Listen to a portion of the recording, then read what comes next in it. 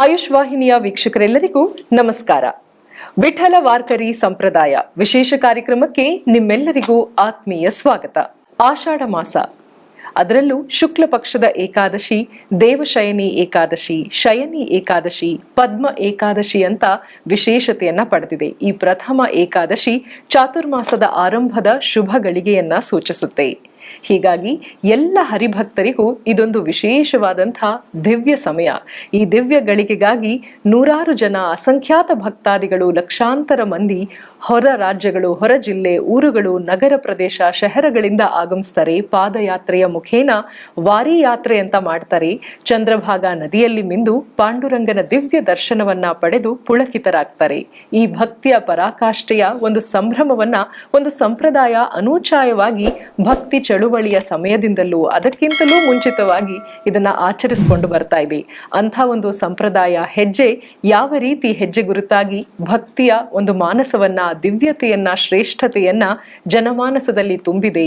ವಿಠಲನ ರುಕ್ಮಾಯಿಯ ದರ್ಶನದಿಂದ ಹೇಗೆ ಭಕ್ತಾದಿಗಳು ಪುಳಕಿತರಾಗ್ತಾರೆ, ಈ ಎಲ್ಲ ಮಾಹಿತಿಯನ್ನ ವಿಠಲ ಸಂಪ್ರದಾಯ, ಈ ಒಂದು ವಿಠಲ ವಾರ್ಕರಿ ಸಂಪ್ರದಾಯದ ಕುರಿತಾಗಿ ಸವಿಸ್ತಾರವಾದಂತಹ ಒಂದಷ್ಟು ಮಾಹಿತಿಯನ್ನ ಈ ದಿನದ ಈ ಒಂದು ವಿಶೇಷ ಕಾರ್ಯಕ್ರಮದಲ್ಲಿ ಹಂಚಿಕೊಳ್ತಾ ಇದ್ದೀವಿ. ಇದಕ್ಕಾಗಿ ನಮ್ಮೊಂದಿಗೆ ಮುರಗೋಡು ಚಿದಂಬರ ವಾರ್ಕರಿ ಸಂತ ಪರಂಪರೆಯಿಂದ ಆಗಮಿಸಿರುವಂತಹ ಶ್ರೀಯುತ ಕುಮಾರ್ ಎಸಿ ಅವರು ಆಗಮಿಸಿದ್ದಾರೆ. ಬನ್ನಿ ಕಾರ್ಯಕ್ರಮಕ್ಕೆ ಆತ್ಮೀಯವಾಗಿ ಸ್ವಾಗತಿಸೋಣ. ನಮಸ್ತೆ, ಕಾರ್ಯಕ್ರಮಕ್ಕೆ ಸ್ವಾಗತ. ನಮಸ್ತೆ.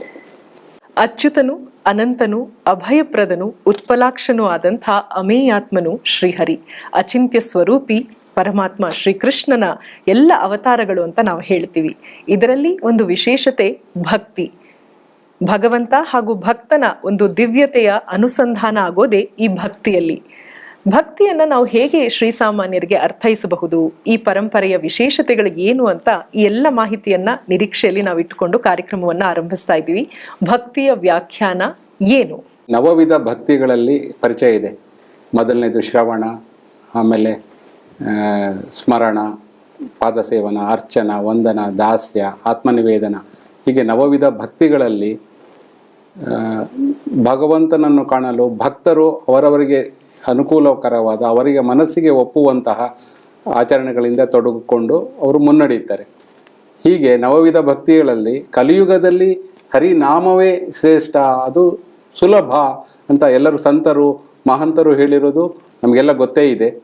ಹೀಗೆ ಹರಿನಾಮವೇ ಚಂದ ಅಂತಲೂ ನಾವು ಹಾಡುಗಳನ್ನು ಕೇಳಿದ್ದೇವೆ. ಈ ಕಲಿಯುಗದಲ್ಲಿ ದೇಹ ಮತ್ತು ಮನಸ್ಸಿನ ಶಕ್ತಿ ಕುಂಠಿತವಾಗುವುದು ಇರೋದ್ರಿಂದ ನಾಮಸ್ಮರಣೆಯೇ ಮುಖ್ಯ ಅನ್ನೋ ಒಂದು ಕಾನ್ಸೆಪ್ಟಲ್ಲಿ ಭಕ್ತಿಯ ಮೂಲಕ, ನಾಮಸ್ಮರಣೆಯ ಮೂಲಕ ಈ ವಾರಕರಿಗಳು ಮುನ್ನಡೆಯುವ ವಿಚಾರ ಮೂಲವಾದ ವಾರಕರಿ ಸಂಪ್ರದಾಯದ ಮೂಲವಾಗಿರುತ್ತದೆ. ವಾರಿ ಅನ್ನುವಂತಹ ಒಂದು ಯಾತ್ರೆ, ಅದು ತೀರ್ಥ ಯಾತ್ರೆಯ ರೀತಿಯಲ್ಲಿ ಆದರೆ, ಭಗವಂತನಕ್ಕೆ ದರ್ಶನಕ್ಕೆ ಹೋಗುವಂತಹ ಒಂದು ಯಾತ್ರೆ ಆದ್ರೆ, ಕಾಲ್ನಡಿಗೆಯಲ್ಲಿ ಪದಯಾತ್ರೆಯಲ್ಲಿ ಹೋಗುವಂತಹ ಒಂದು ಯಾತ್ರೆ ಆದ್ರೆ, ಯಾತ್ರಾರ್ಥಿ ಯಾರಿರ್ತಾರೆ ಅವರು ಭಗವಂತನ ರೂಪವೇ ಆಗಿರ್ತಾನೆ, ಅವರನ್ನ ವಾರ್ಕರಿ ಅಂತ ಹೇಳ್ತಾರೆ ಅನ್ನೋದನ್ನ ನಾವು ಇದರಲ್ಲಿ ಕಂಡುಕೊಂಡ್ವಿ. ಭಕ್ತಿಯಲ್ಲಿ ನಾಮ ಸಂಕೀರ್ತನೆ ಇದೇ ಅತ್ಯಂತ ಶ್ರೇಷ್ಠ. ಕಲಿಯುಗದಲ್ಲಿ ಹರಿನಾಮವ ನೆನೆದರೆ ಕುಲಕೋಟಿಗಳು ಉದ್ಧರಿಸುವುದು ಅನ್ನೋದನ್ನು ಕೂಡ ನಾವು ಕೇಳಿದೀವಿ, ನೀವು ಅದನ್ನು ತಿಳಿಸಿದ್ರಿ ಕೂಡ. ಈಗ ಈ ಸಂಪ್ರದಾಯಗಳಲ್ಲಿ ಸಾಕಷ್ಟು ವಿಶೇಷತೆಗಳಿದೆ, ಸಾಕಷ್ಟು ಭಿನ್ನವಾಗಿರುತ್ತೆ ಒಂದಷ್ಟು. ಇದರ ಮೂಲ ಹುಟ್ಟು ಎಲ್ಲಿ, ಇದರ ಹಿನ್ನೆಲೆ ಏನು? ವಾರ್ಕರಿ ಸಂಪ್ರದಾಯ, ವಿಠಲ ವಾರ್ಕರಿ ಸಂಪ್ರದಾಯಕ್ಕೂ ಉಳಿದ ಸಂಪ್ರದಾಯಗಳಿಗೂ ಏನೆಲ್ಲ ಒಂದು ಸಾಮ್ಯತೆ ಇದೆ ಹಾಗೂ ವಿಶೇಷತೆ, ಭಿನ್ನ ಎಷ್ಟರ ಮಟ್ಟಿಗಿದೆ ಅನ್ನೋದನ್ನ ತಿಳಿಸ್ಕೊಡಿ.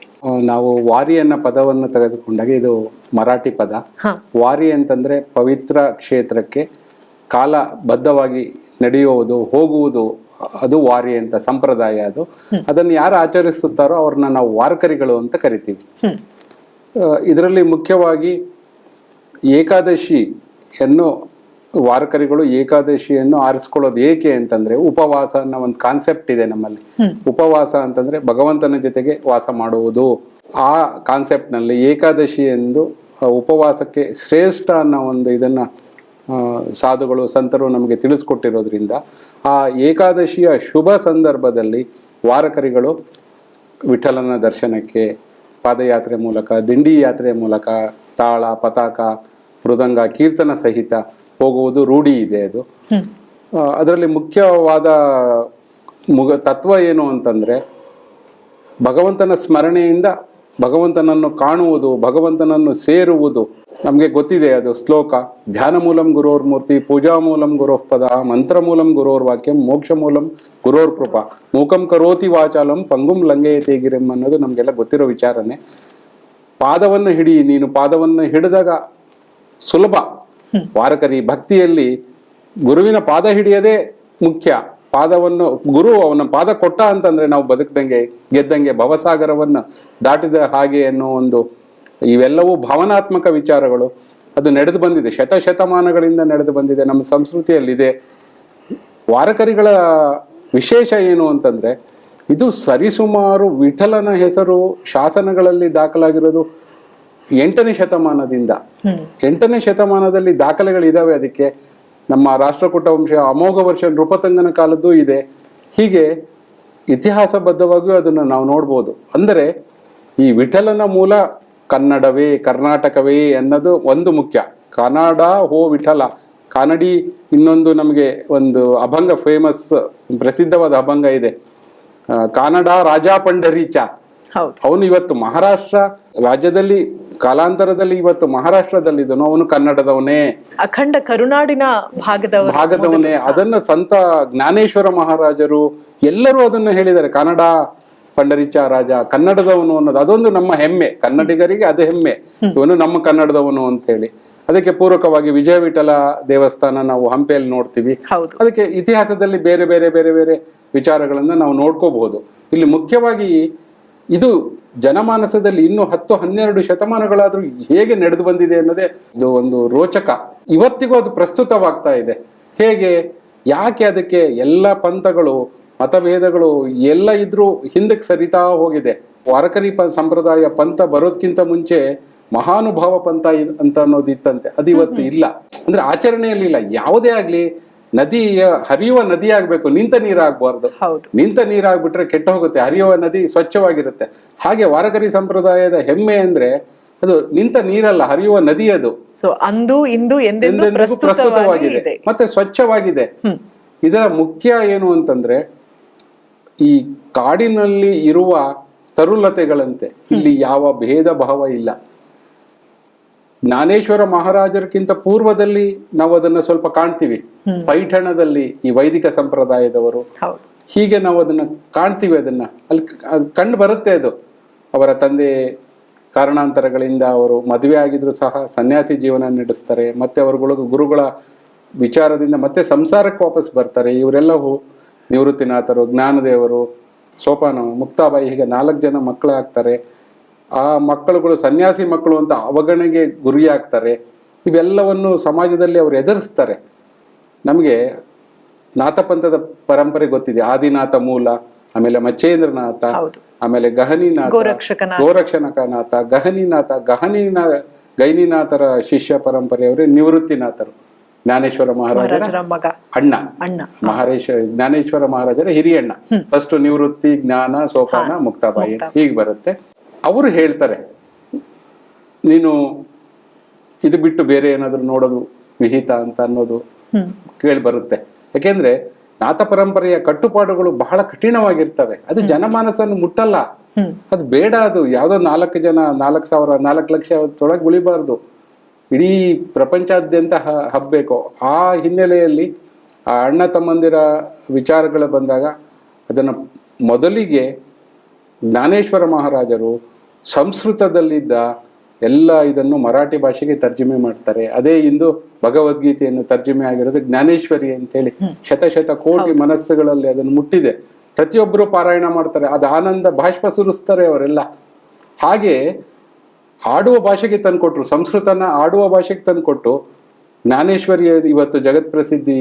ಎಲ್ಲರ ಪ್ರತಿಯೊಬ್ಬರ ಮನೆಯಲ್ಲಿ ಮನಸ್ಸಿನಲ್ಲಿ ಜ್ಞಾನೇಶ್ವರಿ ರೂಪದಲ್ಲಿ ಉಳಿದಿದೆ ಭಗವದ್ಗೀತೆ ಇವತ್ತು ಮಹಾರಾಷ್ಟ್ರದಲ್ಲಿ ಮತ್ತೆ ಕರ್ನಾಟಕದ ಕೆಲವು ಭಾಗದಲ್ಲಿ. ಸೊ ಈಗ ಜನಮಾನಸಕ್ಕೆ ಹತ್ತಿರ ಆಯ್ತು. ಯಾವುದು ವಾರಕರಿ ಸಂಪ್ರದಾಯದ ನಾಥ ಪರಂಪರೆಯಿಂದ ವಾರಕರಿ ಬಂತು, ಅದು ಜನಮಾನಸಕ್ಕೆ ಹತ್ತಿರವಾಯಿತು.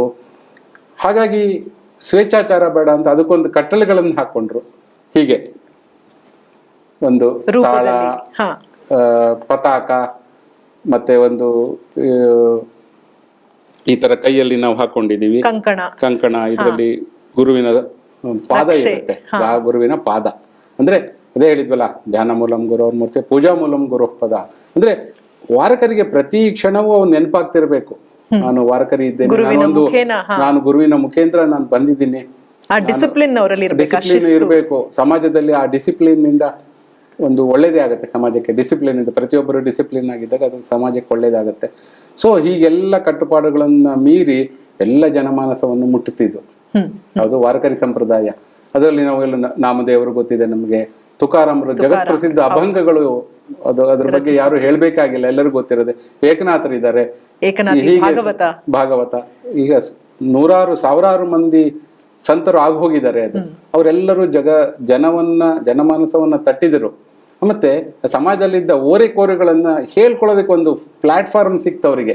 ಎಲ್ಲ ಒಂದೇ ಕಡೆ ಕೂಡೋರು, ತಿದ್ದಲಿಕ್ಕೆ ಎಲ್ಲ ಸಮಾನ ಮನಸ್ಕರು ಎಲ್ಲ ಕೂಡಿದಾಗ ವಿಚಾರ ವಿನಿಮಯಕ್ಕೆ ಒಂದು ಅವಕಾಶ ಆಯ್ತು. ನಿಂದೇನಪ್ಪ ಕಷ್ಟ, ನಿಂದೇನಪ್ಪ ಸುಖ ಅಂತ ಪ್ರತಿಯೊಬ್ಬರದ್ದು ನಾವು 4 ಜನ ಸೇರಿದಾಗ ಸೋಷಿಯಲೈಸೇಷನ್, ಸಮಾಜದಲ್ಲಿ ಎಲ್ಲರೂ ಸಹಬಾಳ್ವೆಯಿಂದ ಬಾಳೋದಕ್ಕೆ ಕಾರಣ ಆಯ್ತು. ಯಾವುದು? ವಾರಕರಿ ಸಂಪ್ರದಾಯ. ಈ ದಿಂಡಿ ಯಾತ್ರೆಯಲ್ಲಿ ನಾವು ನಡಿಬೇಕಾದ್ರೆ ಬೆಳಿಗ್ಗೆ ಎದ್ದ ತಕ್ಷಣ ನಾವು ಕೀರ್ತನ ಮಾಡ್ತೀವಿ, ಅವತ್ತು ಕಾಕಡಾರತಿ ಮಾಡ್ತೀವಿ. ಅದನ್ನ ಮುಗಿಸ್ಕೊಂಡು ನಾವು ಮತ್ತೆ ಪಾದಯಾತ್ರೆ ಹೊರಡ್ತೀವಿ, ನಗರ ಸಂಕೀರ್ತನೆ ಇದೆಲ್ಲ ನಡೆಯುತ್ತೆ. ದಾರಿಯಲ್ಲಿ ಹೋಗ್ತಾ ಹರಿನಾಮ ಸ್ಮರಣೆ ಮಾಡ್ಕೊಂಡು ಹೋಗ್ತೀವಿ. ಹೀಗೆ ಹೋಗ್ತಾ ಅಲ್ಲಿಯ ಊರಿಗೆ ಸಿಗುವ ಜನರು ಮತ್ತೆ ಮತ್ತಿತರ ಉಪಹಾರ, ಊಟ ಎಲ್ಲದನ್ನು ಕೊಡ್ತಾ ಹೋಗ್ತಾರೆ. ಎಲ್ಲ ಸಮುದಾಯದ ಸಮುದಾಯ ಇಲ್ಲಿ ಯಾವ ಭೇದ ಭಾವ ನಾವು ಹೇಳಿದ್ವಿ, ಇದಕ್ಕೆ ಯಾವುದು ಇಲ್ಲ. ನಮ್ಮ ಕೆಲವೊಂದು ವಿಚಾರಗಳಲ್ಲಿ ಗಂಗೆ ಯಾವತ್ತೂ ಪವಿತ್ರಳೇ,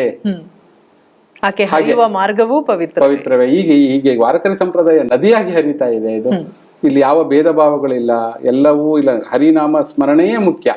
ಅದಕ್ಕೊಂದು ಡಿಸಿಪ್ಲಿನ್. ಸಂಜೆ ಎಲ್ಲ ಆದ್ಮೇಲೆ ಕೀರ್ತನ ಎಲ್ಲ ಆದ್ಮೇಲೆ ಸೇರ್ಕೊಳ್ಳೋದು, ಕಷ್ಟ ಸುಖಗಳನ್ನು ಮಾತಾಡೋದಕ್ಕೊಂದು ವೇದಿಕೆ ಆಯ್ತದು. ಸೊ ಎಲ್ಲರೂ ಸಮಾನ ಮನಸ್ಕರಾದಾಗ ಮನಬಿಚ್ಚಿ ಮಾತಾಡೋದಕ್ಕೊಂದು ಅವಕಾಶ ಆಯ್ತು. ಹಾಗೆ ತುಕಾರಾಮರ ಅಭಂಗಗಳಲ್ಲಿ ನಾವು ಅದನ್ನ ಕಾಣ್ತೀವಿ, ಜ್ಞಾನದ ಬೋಧನೆಯನ್ನ, ಕಾಣ್ತೀವಿ. ಆ ಸಮಸ್ಯೆಗಳು ಏನಿತ್ತು, ಹೌದು, ಆಗಿನ ಕಾಲಮಾನ ಸಮಸ್ಯೆಗಳು ಏನಿತ್ತು ಅನ್ನೋದು ಅವರಲ್ಲಿ ಸ್ವಲ್ಪ ಕಾಮನ್ ಪ್ಲಾಟ್ಫಾರ್ಮ್ ಫಾರ್ ಎವ್ರಿಬಡಿ. ಎಲ್ಲರೂ ಈ ಮಠ ಮಾನ್ಯಗಳು, ಇನ್ನೊಂದು ಮಡಿ ಮೈಲಿಗೆಗಳು ಎಲ್ಲದಿಂದ ದೂರ ಇದು. ಅದೇ ಕಾರಣಕ್ಕೆ ಆಗಿ ಇದು ಇಂದಿಗೂ ಇದು ಪ್ರಸ್ತುತವಾಗ್ತಾ ಇದೆ, ಇಂದಿಗೂ ನಡೀತಾ ಇದೆ. ಅದನ್ನ ನಾವಿವತ್ತು ಟಿವಿ ದೃಶ್ಯ ಮಾಧ್ಯಮಗಳ ಮುಖಾಂತರ ಮತ್ತೆ ಬೇರೆ ಬೇರೆ ಮಾಧ್ಯಮಗಳ ನೋಡ್ತಾ ಇದೀವಿ. ಆಷಾಢದ ವಿಶೇಷತೆ ಏನು? ಅದರಲ್ಲೂ ಪ್ರಥಮ ಏಕಾದಶಿ, ಶುಕ್ಲ ಪಕ್ಷ ಏಕಾದಶಿ ಇದರಲ್ಲಿ ಆರಂಭ ಆಗುತ್ತೆ. ನೀವು ಪ್ರಾಯಶಃ ಆಗ್ಲೇ ಒಂದು ಮಾತು ಹೇಳಿದ್ರಿ, ಭವಸಾಗರವನ್ನ ದಾಟ್ಲಿಕ್ಕೆ ಒಂದು ಆಸರೆ ಸಿಕ್ಕಿದ್ರೆ ಸಾಕು, ಹರಿಗೋಲು ಸಿಕ್ಕಿದ್ರೆ ಸಾಕು ಅಂತ. ಅದೇ ರೀತಿ ಪದ್ಮ ಏಕಾದಶಿ ಅಂತ ಕರಿತೀವಿ, ಪ್ರಾಯಶಃ ಇದಕ್ಕೆ ಅನ್ಸುತ್ತೆ.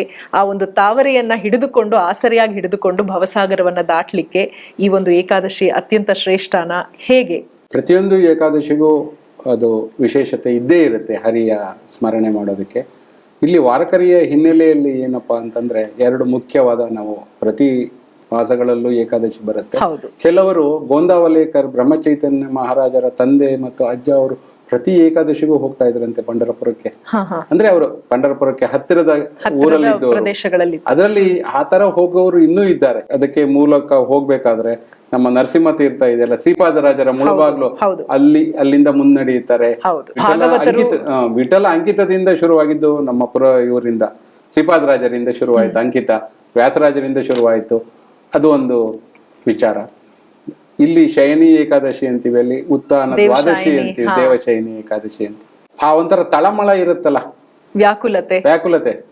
ವಿಷ್ಣು ಅವನು ನಿದ್ರೆ ಅಂದ್ರೆ ಅವ್ನು ನಿದ್ರೆಗೆ ಜಾರೋದಿಲ್ಲ, ಅವನು ಯೋಗ ನಿದ್ರೆಯಲ್ಲಿ ಇರ್ತಾನೆ. ಆದ್ರೆ ನಮ್ಮ ಮನಸ್ಸು, ನಾವು ಮನುಷ್ಯರು ಈಗೇನಾದ್ರೂ ಮಾತಾಡ್ಬೇಕಾದ್ರೆ ಒಂದ್ಸಲ ಹೋಗಿ ಮಾತಾಡ್ಸ್ಕೊಂಬರೋಣ, ಅವ್ರಿಗೆ ಆರಾಮಿಲ್ಲಂತೆ, ಹಾಸ್ಪಿಟಲ್ ಅಲ್ಲಿ ಇದಾರಂತೆ, ಮಾತಾಡ್ಸ್ಕೊಂಬರೋಣ, ನೋಡ್ಕೊಂಡ್ ಬಂದ್ಬಿಡೋಣ ಅಂದಂಗೆ ನಿದ್ದೆ ಮಾಡಕ್ ಹೋಗ್ತಾನಂತೆ. ಒಂದ್ಸಲ ಹೋಗಿ ಭೇಟಿ ಮಾಡಿ ಬಂದ್ಬಿಡೋಣ, ಇನ್ನು 4 ದಿನ, ಇನ್ನು 4 ತಿಂಗಳಾದ್ಮೇಲೆ ಮತ್ತೆ ಒಂದ್ ಭೇಟಿ, ಎದ್ದಾಗ ಮತ್ತೆ ಹೋಗಿ ಭೇಟಿ ಮಾಡೋದಿದೆ ಪರಿಕಲ್ಪನೆ. ಆ ಲಿಮಿಟೇಷನ್ ನಲ್ಲಿ ನಾನು ವಿಚಾರ ಮಾಡ್ತಿದ್ದೀನಿ, ಹೆಚ್ಚು ಇಲ್ಲ. ವಾರಕರಿಗಳಾಗಿ ಅವನ ನಿದ್ರೆಗೆ ಜಾರುವ ಮುನ್ನ ಅವನ ದರ್ಶನ, ನಿದ್ದೆಯಿಂದ ಎದ್ದ ಮೇಲೆ ಒಂದು ದರ್ಶನ. ಹಾಗಾಗಿ 2 ವಿಶೇಷ ದಿನಗಳವಾಗಿರಬಹುದು ಅನ್ನೋದು ನನ್ನ ವಿಚಾರ. ಇದು ಯಾವ ರೀತಿಯಾದಂತಹ ಒಂದು ಬ್ರಹ್ಮ ತತ್ವವನ್ನ ಒಳಗೊಂಡಿರುತ್ತೆ? ವಿಠಲನ ಒಂದು ದರ್ಶನ, ತಿರುಪತಿಯ ಒಂದು ದರ್ಶನ, ಉಡುಪಿ ಶ್ರೀಕೃಷ್ಣನ ದರ್ಶನ, ಈ ಹರಿ ದರ್ಶನದ ಒಂದು ಪ್ರಾಮುಖ್ಯತೆ ಏನು? ಈಗ ಉಡುಪಿಯ ಕೃಷ್ಣನನ್ನ ನಾವು ಅನ್ನಬ್ರಹ್ಮ ಅಂತ ಕರಿತೀವಿ, ಪಂಢರಾಪುರದ ವಿಠಲನನ್ನು ನಾದಬ್ರಹ್ಮ ಅಂತ ಕರಿತೀವಿ, ಹಾಗೆ ತಿರುಪತಿಯ ಶ್ರೀನಿವಾಸನನ್ನು ಕಾಂಚಾಣ ಬ್ರಹ್ಮ ಅಂತ ಕರಿತೀವಿ ನಾವು. ಈ ವಾರಕರಿಯ ಹಿನ್ನೆಲೆಯಲ್ಲಿ ಇದನ್ನ ನಾವು ವಿಚಾರ ಮಾಡಬೇಕು ಅಂತ ಅನ್ನೋದಾದ್ರೆ ಫಸ್ಟು ಪೆಹಲೆ ಪೇಟೋಬಾ ಬಾದ್ಮೆ ವಿಠೋಬಾ ಅನ್ನೋ ಒಂದು ಗಾದೆ ಮಾತಿಗೆ ಬಂದಿದೆ. ಅದು ಫಸ್ಟ್ ದೇಹ ರಕ್ಷಣೆ, ಆಮೇಲೆ ವಿಠಲನ ನಾಮಸ್ಮರಣೆ. ಅಂದ್ರೆ ಸಂತೃಪ್ತರಾಗಿ ವಿಠಲನ ಸ್ಮರಿಸುವುದು. ಅರ್ಧ ಹೊಟ್ಟೆಯಲ್ಲಿ ಹಸಿವಿಂದ ಬಳಲೋ ಅವಶ್ಯಕತೆ ಇಲ್ಲ. ಸಂತೃಪ್ತವಾಗಿ ಹೊಟ್ಟೆ ತುಂಬಿಕೊಂಡು ಆಮೇಲೆ ಸ್ಮರಣೆ ಮಾಡೋದು. ಹೀಗೆ ನಾವು ವಾರಕರಿ ಯಾತ್ರೆ ನಡಿಬೇಕಾದ್ರೆ ಅಲ್ಲಿ ಸಿಗುವ ಹಳ್ಳಿಗಳಲ್ಲಿ, ತೋಟಗಳಲ್ಲಿ, ಹೊಲಗಳಲ್ಲಿ, ಗದ್ದೆಗಳಲ್ಲಿ, ಮಾರ್ಗ ಮಧ್ಯೆ ಎಲ್ಲಿ ಅವ್ರು ಏನೇನು ಬೆಳೆದಿರ್ತಾರೋ ಹಣ್ಣುಗಳನ್ನು ಕೊಡ್ತಾರೆ ನಮ್ಗೆ. ಅಂದ್ರೆ ಪ್ರತಿ ವರ್ಷ ಈ ದಿಂಡಿ, ನಾವು ದಿಂಡಿ ಅಂತೀವಿ, ಪ್ರತಿಯೊಂದು ದಿಂಡಿ ಈ ಊರಿನಿಂದ ಹೊರಡುವ ದಿಂಡಿ ಇಂಥ ದಿನ ಈ ಕ್ಷೇತ್ರಕ್ಕೆ ಬರುತ್ತೆ.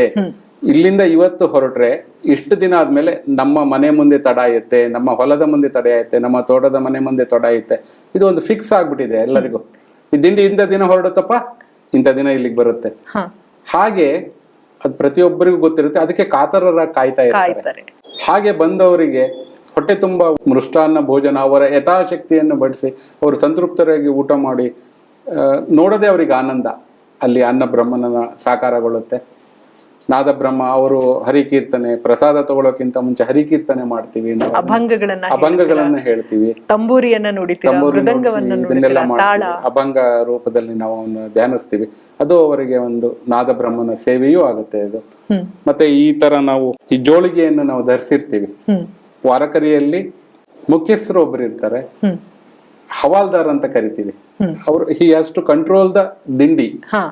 ಆ ಶಿಸ್ತನ್ನು ಮೀರಿ, ಚೌಕಟ್ಟಿನ ಮೀರಿ ಆಚೆ ಹೋಗೋರ್ನ ಶಿಸ್ತಿಗೆ ತರೋದು ಹವಾಲ್ದಾರ್ ಕೆಲಸ. ಈಗ ಮುಖ್ಯ ವೀಣಾಕರಿ ಅಂತೀವಿ ನಾವು, ವೀಣೆಯನ್ನು ಧರಿಸಿರ್ತಾರೆ. ಅವರು ಚಿದಂಬರ ಸ್ವರೂಪವೇ, ಅವರು ವಿಠಲನ ಸ್ವರೂಪವೇ. ಅಲ್ಲಿ ಏನು ನೋಡೋದಿಲ್ಲ, ಅವರ ಕಾಲನ್ನು ಹಿಡಿಯೋದಕ್ಕೆ ಗಲಾಟೆಗಳು ಆಗೋ ಚಾನ್ಸ್ ಇದೆ. ಫಸ್ಟ್ ನಾನು ಅವನ ದರ್ಶನ ಮಾಡ್ಬೇಕು, ಫಸ್ಟ್ ಸ್ಪರ್ಶ ಮಾಡ್ಬೇಕು, ಇವನು ವಿಠಲನೇ. ಈ ಪಾದಗಳ ಮುಖಾಂತರ ಅವನು ವಿಠಲನ ಕ್ಷೇತ್ರಕ್ಕೆ ಹೋಗ್ತಾರೆ. ಇವನ ಕಾಲಿನಲ್ಲಿರುವ ಧೂಳಿನಿಂದನೂ ನಾವು ವಿಠಲನ ಕ್ಷೇತ್ರವನ್ನು ತಲುಪೋಣ. ಈ ರೀತಿಯೆಲ್ಲ ಇವೆಲ್ಲವೂ ಭಾವನಾತ್ಮಕ ವಿಚಾರಗಳಲ್ಲಿ ಮುಖ್ಯವಾಗಿ ಇದಾಗೋದು. ಅದು ಅದ್ಭುತವಾದದ್ದು. ಇದು ಇವತ್ತಿಗೂ ನಡೀತಾ ಇದೆ, ಆಗ್ಲೇ ಹೇಳ್ದಂಗೆ ನಡೀತಾ ಇದೆ. ಅದು ನಮ್ಮ ಸೌಭಾಗ್ಯ. ಇವತ್ತು ನಾವು ಅದನ್ನ ನೋಡ್ತಾ ಇದೀವಿ. 8 ಶತಮಾನ 10, 12 ಶತಮಾನದಿಂದ ನಡ್ಕೊಂಡು ಬಂದಿರೋದು, ಅದರ ಭಾಗವಾಗಿದ್ದೇವೆ ನಾವು. ಹೀಗೆ ಒಂದು ಜೀವಂತ ಪರಂಪರೆಯ ಭಾಗವಾಗಿ ನಾವೆಲ್ಲರೂ ಆ ಒಳಹರಿವಿನಲ್ಲಿ ನಾವು ಕೂಡ ಪರಮ ಚಿಂತನೆಯತ್ತ ನಾವು ತೇಲ್ತಾ ಇದ್ವಿ. ನಮ್ಮನ್ನು ತೇಲಿಸ್ತಾ ಇದ್ದಾನೆ ಅವನು, ಎಂದು ಮುಳುಗ್ಸಲ್ಲ ಅವನು, ಯಾವತ್ತು ಕೈ ಹಿಡಿದು ನೆಲೆಸ್ತಾನೆ.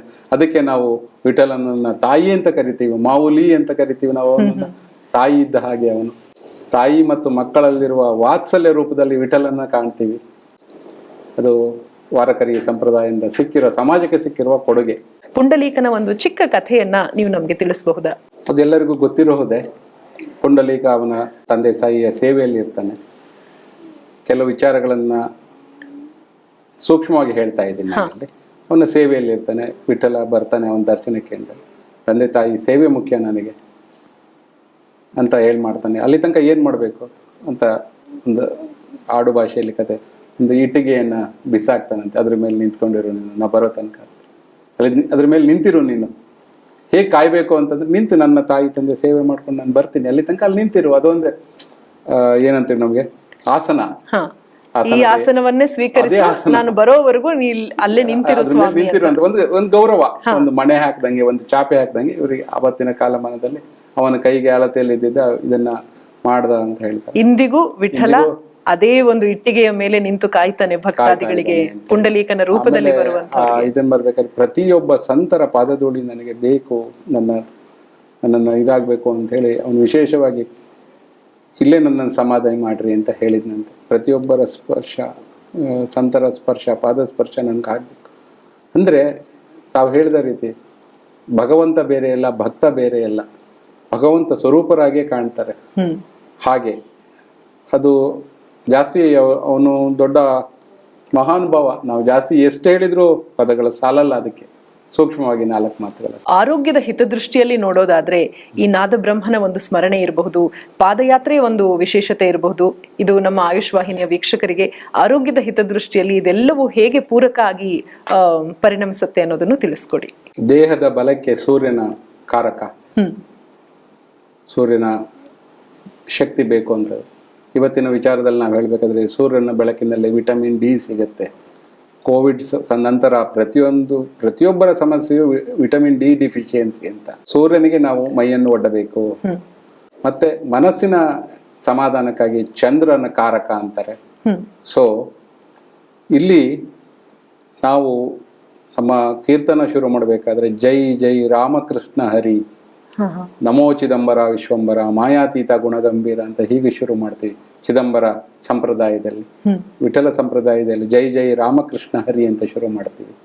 ನನಗನ್ಸೋದು ರಾಮ ಸೂರ್ಯವಂಶದ ದೊರೆ, ಕೃಷ್ಣ ಚಂದ್ರವಂಶದ ದೊರೆ, ಹರಿ ಕೃಷ್ಣನು ಹರಿಯ ರೂಪ, ರಾಮನು ಹರಿಯ ರೂಪನೇ ನನ್ನ ನಂಬಿಕೆ ಇದೆ.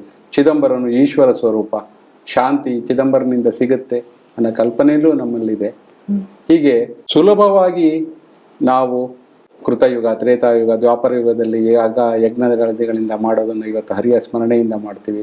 ಅದು ಎಷ್ಟು ಸೂಕ್ಷ್ಮವಾಗಿ ಅವರು ಅದನ್ನು ಮಾಡಿದ್ದಾರೆ ಅಂದರೆ ಸೂರ್ಯನಕ್ಕೆ ವಂಶದ ರಾಮನನ್ನು, ಚಂದ್ರವಂಶದ ಕೃಷ್ಣನನ್ನು ಸ್ಮರಿಸ್ತೇವೆ ನಾವು. ಹಾಗೆ ಪಾದಯಾತ್ರೆಯಲ್ಲಿ ನಾವು ಹೊರಟಾಗ ಸುದೀರ್ಘವಾದ ನಡಿಗೆ ಮಾಡ್ತೀವಿ ನಾವು. ಇವತ್ತೆಲ್ಲರೂ ಹೇಳ್ತಾರೆ walking is good for heart ಅಂತಾರೆ. ಸೊ ಇಲ್ಲಿ ವಾಕಿಂಗ್ ಬರುತ್ತೆ. ಮನಸ್ಸಿನ ಸಮಾಧಾನಕ್ಕಾಗಿ ಕೀರ್ತನ, ಭಜನ, ದೇಹ ಮತ್ತು ಮನಸ್ಸಿನ ಸಂಪೂರ್ಣ ಆರೋಗ್ಯವೇ ಆರೋಗ್ಯವಂತರ ಲಕ್ಷಣ ಅಂತಾರೆ. ಹೀಗೆ ಪ್ರತಿಯೊಬ್ಬ ಗಂಡು ವಿಠಲನ ಸ್ವರೂಪ, ಪ್ರತಿಯೊಬ್ಬ ಹೆಣ್ಣುಮಕ್ಕಳು ರುಕ್ಮಿಣಿಯ ಸ್ವರೂಪ ಅಂತ ಹೇಳಿ ಅದನ್ನು ಭಾವಿಸ್ತಾರೆ. ಅವರು ಆ ಒಂದು ಭಾವದಲ್ಲಿ ಧಾವ ಅಂತೀವಿ ನಾವು, ಧಾವಾಪರ ಅಭಂಗಗಳನ್ನೇ ಬರೆದಿದ್ದಾರೆ. ಕರುಣಾಪರ ಅಭಂಗಗಳು, ಧಾವಾಪರ ತೀವ್ರತೆಯನ್ನು ಅಲ್ಲಿ ವ್ಯಕ್ತಪಡಿಸೋದು. ಅದು ಸಿಟ್ಟು ಬಂದಾಗ, ಮನಸ್ಸಿಗೆ ಬೇಜಾರಾದಾಗ ಅವನನ್ನು ಬೈದ ಬರದ ಅಭಂಗಗಳು ಇದಾವೆ. ಅವೆಲ್ಲವೂ ಸಖ್ಯ, ಆತ್ಮನಿವೇದನ, ನವವಿಧ ಭಕ್ತಿಯೊಳಗೆ ಬರ್ತವೆ ಇವೆಲ್ಲ. ಸಖ್ಯ ಬರುತ್ತೆ, ಆತ್ಮನಿವೇದನ, ಅರ್ಜುನ ಮತ್ತು ಕೃಷ್ಣನ ಸಂಬಂಧ ಎಲ್ಲ ಕಡೆಗೂ ಪ್ರತಿಯೊಬ್ಬ ವಾರಕರಿಯಲ್ಲೂ ಅದಿರುತ್ತೆ. ಅಂದ್ರೆ ನಮ್ಮ ತುಮುಲಗಳನ್ನ, ನಮ್ಮ ಫ್ರಸ್ಟ್ರೇಷನ್ಸನ್ನ ಹೊರಹಾಕೋದಕ್ಕೆ ಬಹಳಷ್ಟು ಬೇಜಾರಾದಾಗ, ಬೈದು ಏನಾದ್ರೂ ಮಾಡ್ಬೇಕು ಅಂದಾಗ ಅದಕ್ಕೂ ಅಭಂಗಗಳನ್ನು ಬರೆದಿದ್ದಾರೆ, ದಾಸರು ಬರೆದಿದ್ದಾರೆ. ಹೀಗೆ ನಮ್ಮ ಎಲ್ಲಾ ಮನಸ್ಸಿನ ಸ್ಥಿತಿಗೂ ಹೊಂದುವಂತ ಒಂದು ಟೈಲರ್ ಮೇಡ್ ಇದು ರೆಡಿ ಇದೆ. ಬೇಜಾರಾದಾಗ ಬೈದು ನೀವು ಕೀರ್ತನೆ ಮಾಡ್ರಿ, ಸಂತೋಷ ಆದಾಗ ಹೊಗಳು ಕೀರ್ತನೆ ಮಾಡಿ, ಅವನ ಸ್ಮರಣೆನೇ ಮುಖ್ಯ.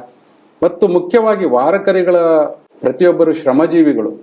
ಅವರು ದೇಶದ ಬೆಳವಣಿಗೆಗೆ ಅವರ ಕಾಣಿಕೆ ಇದ್ದೇ ಇದೆ. ಇದೆಲ್ಲದ ಹೊರತಾಗಿಯೂ, ಸಾಂಸ್ಕೃತಿಕವಾಗಿ, ಸಾಮಾಜಿಕವಾಗಿ ಹೊರತಾಗಿಯೂ ಇದು ಅವರ ಕಾಣಿಕೆ. ಅವರು ದುಡಿತಾರೆ, ಮೈ ಮುರಿದು ದುಡಿತಾರೆ. ನಮಗೆ ಭಗವಂತನ ಒಂದು ದಿವ್ಯ ದರ್ಶನ ಪ್ರತಿ ವಾರ್ಕರಿಯಲ್ಲೂ ಆಗತ್ತೆ.